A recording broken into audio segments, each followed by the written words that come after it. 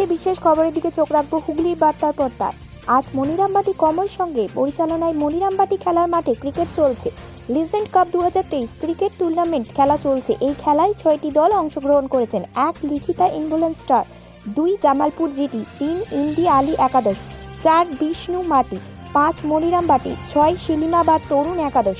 এই খেলাটির প্রথম বছর অনুষ্ঠিত হচ্ছে। এই খেলাটির সম্পূর্ণ দায়িত্বে আছেন অভিষেক ঘোষ মহাশয়।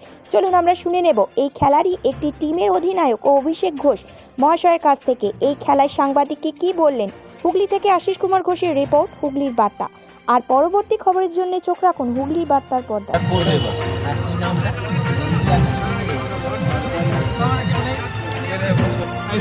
এখানে বলের বাক্স আছে, বল একটাই বল আছে।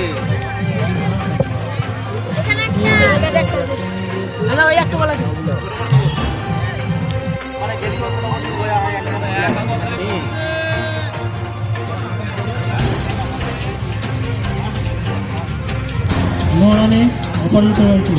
লেজেন্ড কাপ ক্রিকেট খেলা হচ্ছে, তাতে কটা টিম এখানে অংশগ্রহণ করছে? আজকে মূলত এখানে 6 দলের খেলা আমরা পরিচালনা করছি, কারণ একটু বেশি ওভার আপনারা নিজেরাও দেখতে পাচ্ছেন যে 8 ওভার করে ম্যাক্সিমাম একটা খেলা হবে বলে 8 টিম করলে করা যেত, কিন্তু 6 টিমের করেছি যাতে প্লেয়াররা সব একটু বেশি ওভারের সুযোগ পায় খেলার। 6 দলের খেলা করেছে। এই খেলাটা কি আপনারা এই বছর প্রথম করছেন না আগে করেছেন? বছর মোটামুটিভাবে জামালপুরের বুকে তথা বর্ধমানের বুকে এরকম আগেকার দিনে প্লেয়ারদেরকে নিয়ে খেলায় প্রথম হলো। অন্যান্য জেলায় হয়, কিন্তু বর্ধমানের বুকে তথা আমার জামালপুরের বুকে প্রথমবার অনুষ্ঠিত হচ্ছে মনিরামবাটি। মোট কটা টিমের খেলা হচ্ছে আজকে? 6 দলের খেলা। 6 দলের নামটা কি বলুন?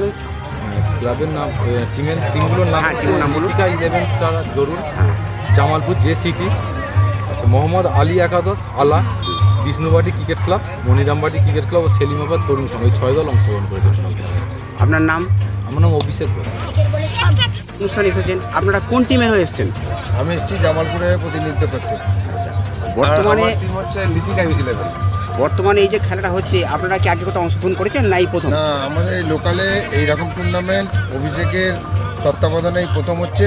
আগামী দিনে চাইছি যে মাঠে যারা টুর্নামেন্ট কমিটি যারা আছে, অভিষেক এদের মধ্যে ছেলেগুলো যেন আগামী দিনে আরও এইরকম টুর্নামেন্ট করে, মানুষ যাতে ক্রিকেটটা নিয়ে আরও কিছু ভাবে। আপনারা এই যে খেলাটায় খেলতে এখানে এসেছেন, তাতে আপনারা কি অনুভব করছেন বা অনুভূতি আপনাদের কীরকম? 40+ টুর্নামেন্টে একটা বিশেষত্ব হলো, যারা অনেকদিন আগে খেলা ছেড়ে দিয়েছে বা খেলার মধ্যে নেই, একসাথে মাঠে আবার দেখা, রিইউনিয়ন টাইপের এটা একটা বিরাট ব্যাপার। এটা আমাদের অভিষেক ঘোষ ছাড়া এটা হতো না, সম্ভব নয়। হঠাৎ করে এটা অ্যারেঞ্জমেন্ট করে খুব সুন্দরভাবে অ্যারেঞ্জমেন্ট করেছে। আর আমরা আশা রাখছি যে আগামী বছর আরও ভালো করে হবে। এবছরে হঠাৎ করে করার জন্য কিছু ফল্ট থেকে গেছে, হ্যাঁ, তো সামনের বছর আশা করছি আরও ভালোভাবে হবে এবং আরও সবাই এতে সাড়া দিক, আমরা এটা চাই। আপনার পরিচয়? আমি মৃন্ময় চট্টোপাধ্যায়, লিথিকা 11-এর একজন সদস্য। Thank you.